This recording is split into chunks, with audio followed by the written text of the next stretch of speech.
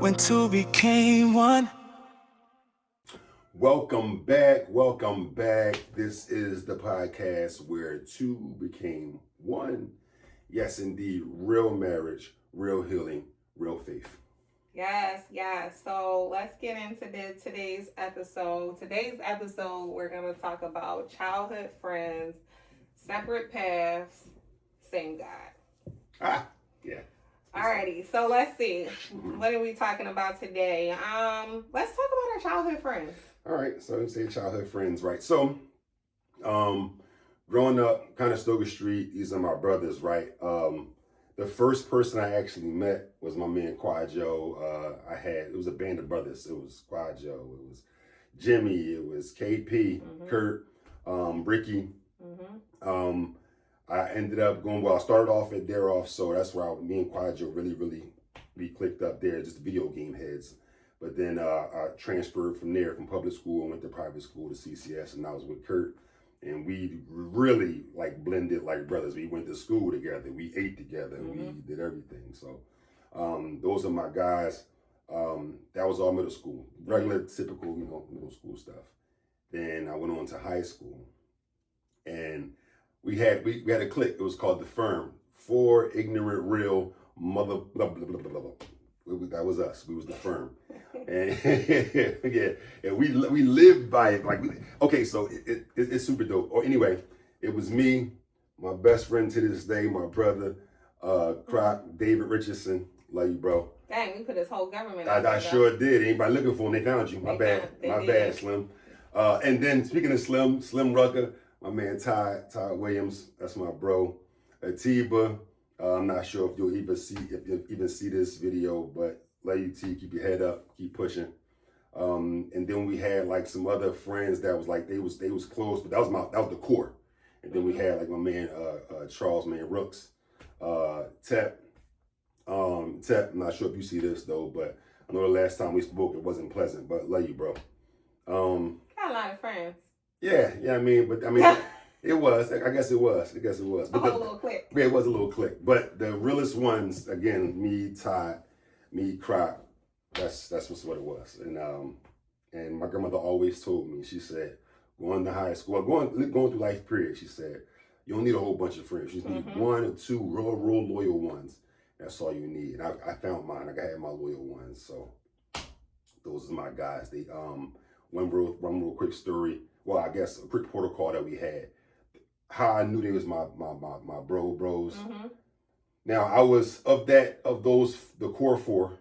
I was I wasn't the most least fortunate because my grandmother loved me to death, but we didn't have the money, right? She was on fixed income. So after school we would walk down a couple of stops that we can guarantee a seat on the bus, and we would catch the 2 to go back downtown. We were going to school in North Philly.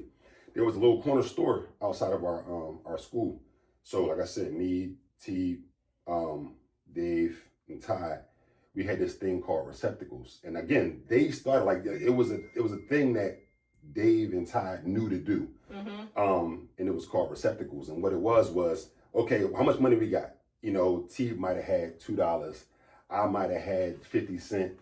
Croc might have had $5. Ty might have had 10. And we all bought others' favorites. We all bought snacks for each other. So we all know Cleve like cheese curls, Croc like chocolate cookies, Ty like this and this and that. So we all bought that. But no matter who had the most money or whatever, we all pulled it in, and we made sure everybody had snacks at the end of the day. We cracked jokes. And that always stuck with me. I think I had a recent conversation with Dave about that. That always stuck with me. There was no person above the crew. Make sure everybody eat. And that was something that I really admire and really love those guys, because I learned real brotherhood from those guys. Okay. So those are my guys. Yeah, for me, mine's pretty simple. Okay.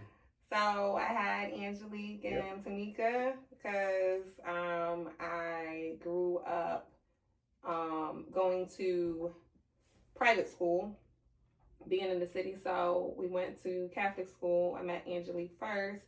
Then Tamika came shortly after, like a year after. Me. And that was like my two sisters. So we've known each other since the 4th and 5th grade, basically. And then in high school, I had really two friends that I was like super duper close with. I mean, had quite a few friends in high school because I pretty much got along with everybody. But my two people that I hung with really, really hard was Stephanie and Sophia. So those were my two. So, if you ever saw me, you probably saw one of them too. When I was Sure my enough. mom know who to call Sure enough. if she was looking for me. So those, I mean, I think that when you get friends like that, it kind of shows you where it shapes you to know what real friends look like. Yeah. You know, because, you know, a lot of times you might be young and you say, oh, I'm never going to speak to these people again. You move and, you know, I'm not even going to ever know them again. But my mom made sure that we stayed connected. My sister and her mom worked right down the street from my mom. So, like, they would have lunch and, like, okay, when we took our family vacation, like, Ange, what you doing? You want to come, you know, come with us on vacation? She was with us on vacation. So, you know, it kind of, back in the day, because the community was so close, it was like you formed that bond. Like your friends became like your siblings. Absolutely. It was like your family. Absolutely. So I kind of guess it taught you, it kind of teaches you what loyalty looks like too. Yeah. And what hard work when you want to make sure your kids have good friends. What you'll do, you'll put in that time. You're like, okay, let's go out to lunch with, you know, the other parents, or let's make sure these kids get together and they stay connected. So that was my group during middle school and high school. And I believe that was kind of also once I moved, I should say, and then you were graduating and going into the military. That's kind of the start of our separate paths, I should say, because high school was wild for me.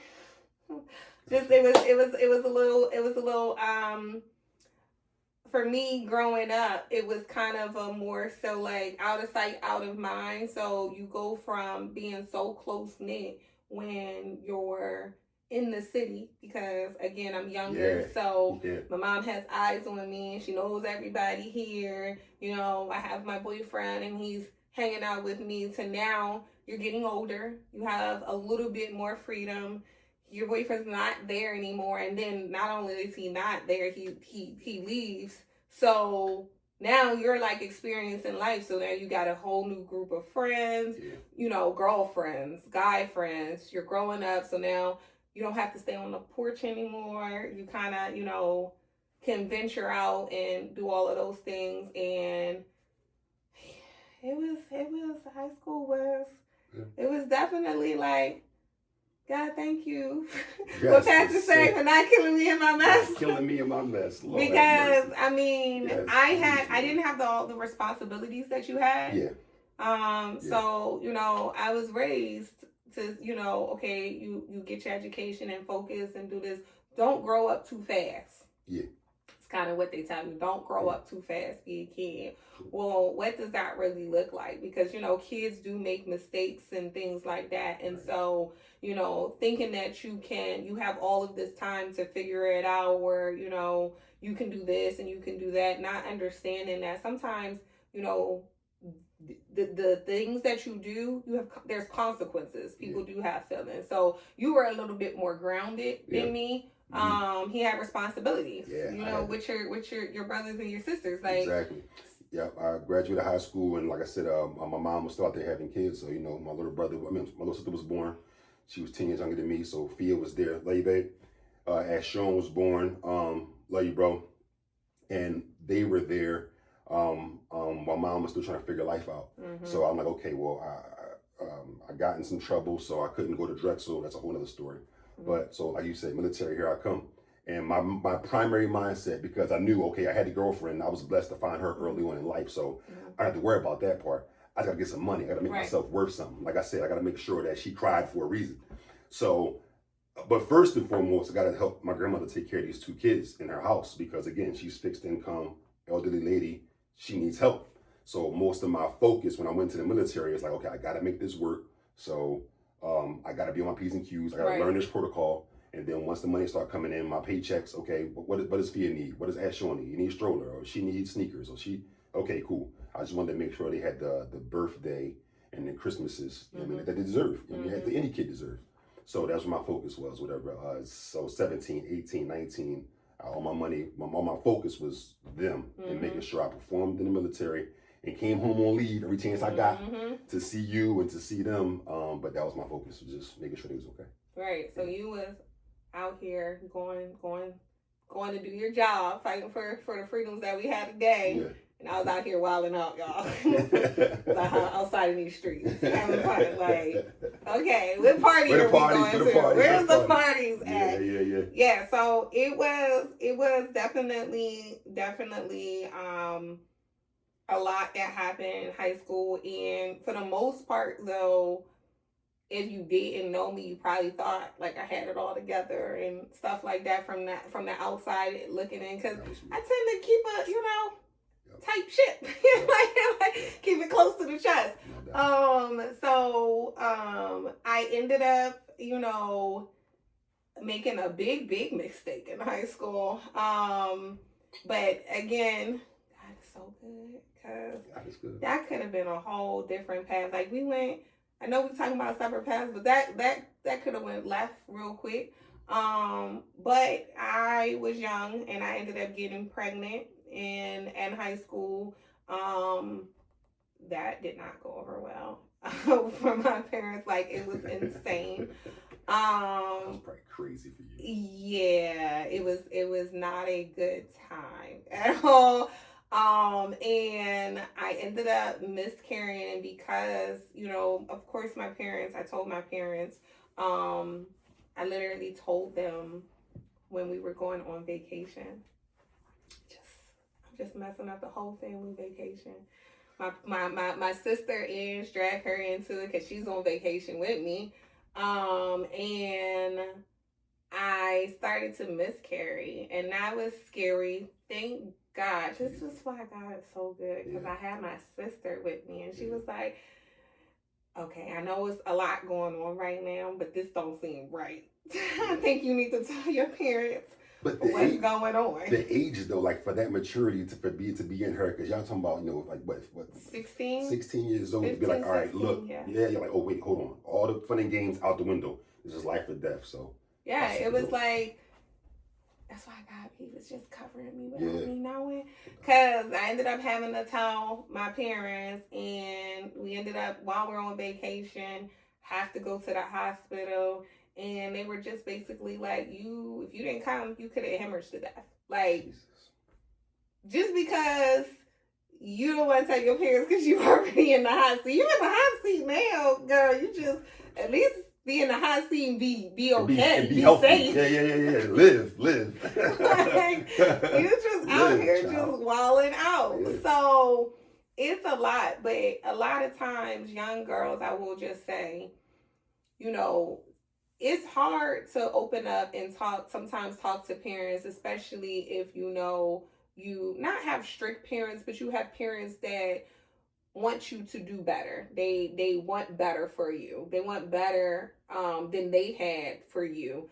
So that disappointment, that's really hard to get over. And for me, being at that age, I didn't want to disappoint. Like that was like big for me. Like, I wanted you to like me, and I didn't want to disappoint you. So I was like, the disappointment was real. So me miscarrying, not knowing, and being young, not knowing fully what it was, and then having to tell the parents, it was just like, oh, this is going to be something else. But again, God was covering me without me even knowing that I was being covered, because knowing the severity of it now, like, that could have been, that was either life or death, pretty much. And he needed me to live. So thank God. You needed me to live, baby. I needed you to live, babe, because I'm glad that I was covered, because that was like really, really a lot. But again, for a lot of young girls, it's not the end all be all. That's not to say that you'll never recover from that. Yeah. It's not to say that you're the worst person in the world. You're young, you make mistakes, you know, rebound from it and just really lean on God, because God is the one that will go ahead and give you a clean slate. I didn't fully understand that until we started walking, taking our path and walking with the Lord. But again, if somebody could take that piece of advice, just to not beat yourself up so hard, because you know life happens, mistakes happen, but you know the glory of God is, you know, he's like, it's okay, I'm not even worried about it, I'm not you, that old you is dead, new you is here, so you can become something else. So yes, indeed. that's yes, one indeed. of the things. That was our separate paths from childhood, well, early childhood to like teenage childhood. But again, we have the same God. Same God. Yesterday, today, and forever, and forever. Because the enemy, he was sowing. He was using. He. So let me so her situation again is happening completely blind to me because I'm in the military and I'm doing. Oh yeah, that's. But I'm starting to see. My grandmother always told me. She said she kept a phone with me before I went into the military. She said, "Do you love me?" I said, "Yeah, I love you, Grandma. Absolutely." And she was like, "All right, well, if I'm gonna tell you what I did when my boyfriend went into the military. Well, actually, with her husband, because she got one of them shotgun weddings. She was like 12 years old, and she's like, "Well, I'm gonna tell you what I did. I was out here surviving. I mean, like, so he was at boot camp out there. I was with this. I was with that. I was with that. So don't put nothing past nobody." My mind, I'm like, well, you got the wrong one because, like, nah, Keisha, you see what I'm saying? So I'm gassed up off the fact that my mom, she got some issues, so I have some unforgiveness there, right? So I'm wounded, like, right? I'm trying to figure that out, but no, I'm not. Actually, not. I'm burying it because I'm ticked off, and I got some unforgiveness there, and I'm not going to deal with it. I'm just going to find success elsewhere. Right. So I went and just pushed, but I had that scar. So anything that looked like that, you're going to feel my wrath. But right now, I don't have nothing that look like that. I got my grandmother that loves me. I got my girlfriend that loves me. Right. Nothing that looks like that. So I'm good. And I get into the military, and I'm typing away and sending emails back. I'm like, hey, babe, you know, what's going on? Blah, blah, hey, Keish, blah, blah. And then she'll reply. And then the replies got a little less. So now it's starting to look like my mom's situation. It's starting to look like, yo, somebody else ain't choose me. Like, what I do? I do? Now it's starting to grow, like thin line between love and hate. Now it's starting to go, yo, I like her, I love her. I thought I was supposed to need her, but she don't need me. Right. So now it's like, yo, what's going on? It went from lovey-dovey, oh, I missed you, blah, blah, blah. So you ain't answer my email. Everything good? What's going on? And it got real aggressive, and it went left really fast. To the point where I had given up. I was on my first ship out in San Diego, and I was okay. One more email, 2 deployments by this time, and I'm like, yo, what's going on? It's still scarce. She's not really replying the way I thought she would, so I gave up, and then started dating elsewhere. But it like you said, different paths, same God, because God was using her the whole time to make me a better person. God used her for that light bulb to go off in my head, which I didn't even realize until last year. Last year, y'all. I didn't realize that God used my wife to let me know that, hey, that unforgiveness has to be addressed. I can't just overlook it because I found success and I don't need my mom, and she's still living. Right. She's still breathing here, and I gotta address that. So this is how when God says what the devil planned for bad, God still uses for good. Like his will is going to be done. So yeah, different paths, but same God, because everything that the world would view as bad, it actually, once the light bulb went off in me to realize, yo, first of all, the reason why you mad is because you still got unforgiveness. Right. If you start looking at her, which I did, because I started looking at you differently. Again, walking with God, I started looking at you like, wait, I'm sitting here putting all of this responsibility on this 15, 16-year-old kid. Mm-hmm. I'm in the Navy because I got to take care of my brother and sister. My maturity a little different. Right. She, like you just said, she don't have those kind of responsibilities. Mm-hmm. I'm sitting here getting mad at somebody, and all she's doing is just going through life at the 15, 16, 17-year-old phase. That's what you do. You out, you party, you chill with people, you like people, you date people. Things happen. That's how it goes. Just because I had this responsibility don't mean that you had this responsibility. Right. So when that light bulb went off, God said, all right, now you understand that. Now apply that to your mother. Mm-hmm. And immediately I thought about it. It wasn't my mom didn't choose me. Mm-hmm. It's because the devil had deceived her and she fell victim to a fallen world.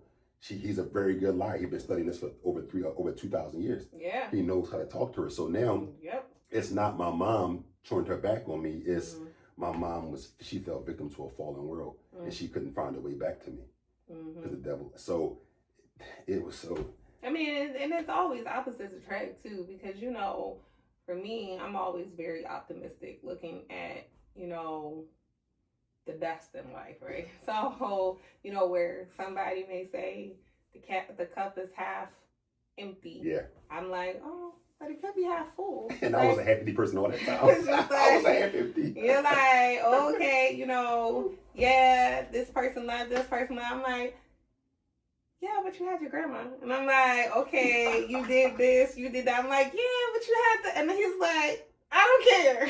Yeah, like, yeah. Okay. So stubborn. Let me back up. I'm sorry. So but yeah, I was always I don't know, see sunshine, roses, butterflies, and all of that stuff. And for the most part, sometimes he'll let me see all of those, and sometimes he'll shut me down like, nope. Ain't no sunshine, ain't no butterflies, nothing today. Not today, Keisha. And I'm like, oh, okay. The world is ending. Yeah. Then the world is ending. And I'm like, babe, no, it's not. Like, I mean, it's pretty bad, but we ain't at the end yet. Like, come on. Yeah.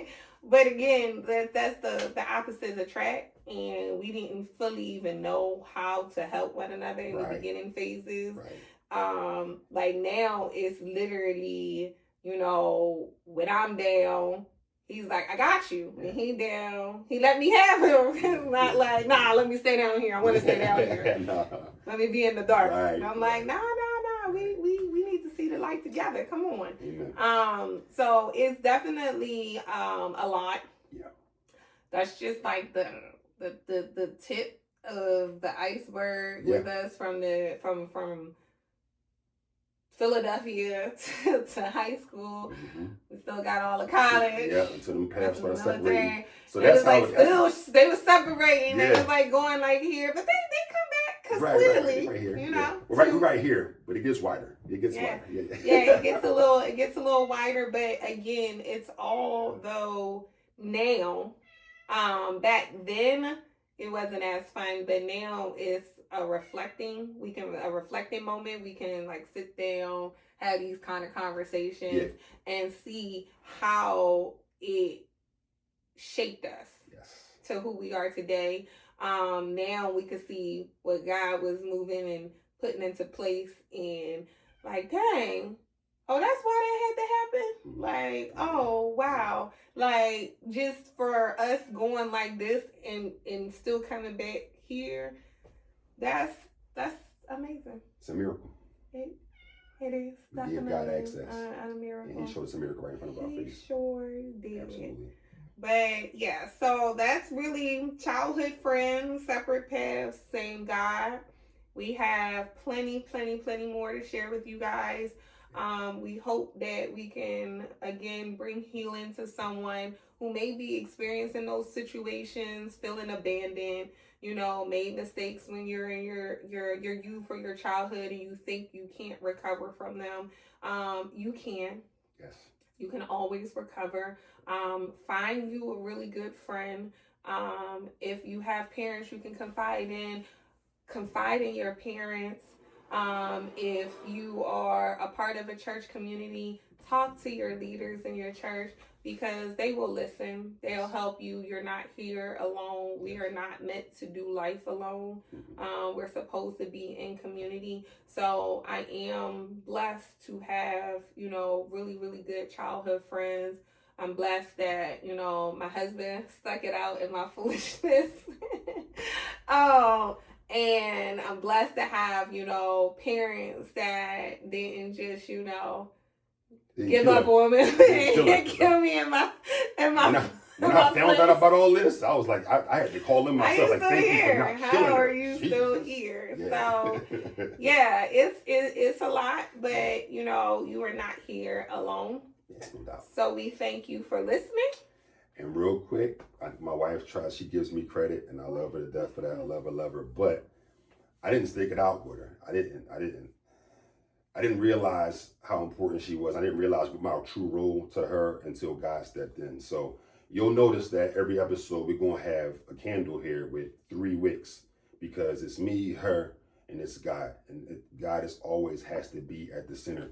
When I started understanding God and I started loving him, he started telling me how to love her. Mm-hmm. So me, on my own, none of this information was going to fall on the right ears, and it would have been a time bomb. It'd have been game, set, match.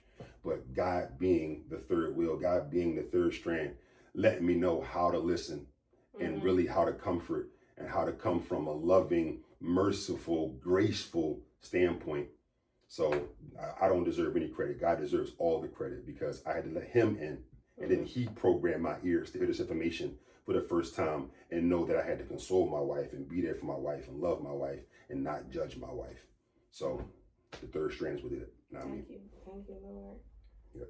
All right. Well, that is when 2 became 1. Hey. We hope you enjoyed, and we will see you next time.